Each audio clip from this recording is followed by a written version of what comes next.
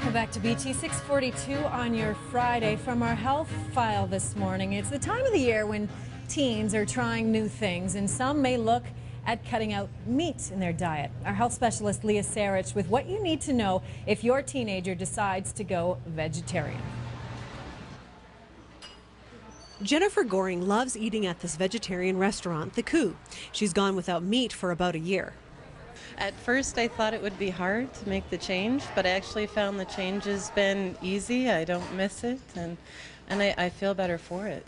Goring got onto the veggie diet as an adult, but many teenagers try it out. And parents don't need to worry, says dietitian Andrea Holwegner. And the best thing to keep in mind as a parent is don't freak out. Sometimes it is a temporary thing, or sometimes it is something that they're really going to stick with for lifelong habits. Regardless, I think the best thing to do is educate yourself and have your teen also educate themselves. And start slowly. Start as a lacto-ovo vegetarian and keep milk and eggs in your diet. Maybe even, let's say, chicken or fish, and then slowly transition. Because they're going to need to get their protein elsewhere. If you're not eating meat, chicken, or fish, you need to be probably taking in beans, lentils, or chickpeas twice per day. So some at lunch and some at supper. And so that's a huge difference. And those food items may be harder to digest, but they need to be there because Holwegner says being vegetarian is not about cutting out foods, but simply replacing them.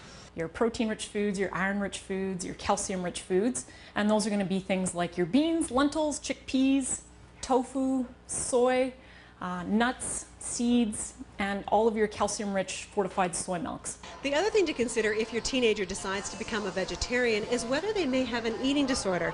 It's not a huge issue, but it is a red flag because basically when someone starts removing items from their diet, you have to wonder if there's issues around eating.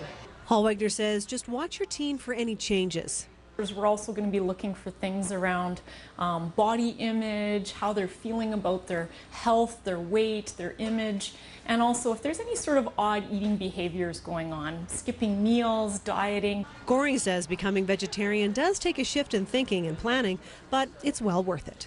It took me probably a couple months to really get the hang of, finding new interesting foods that were replacing the protein, but I think I've got the hang of it now, and it's been really good. In Calgary, Leah Sarich, City News.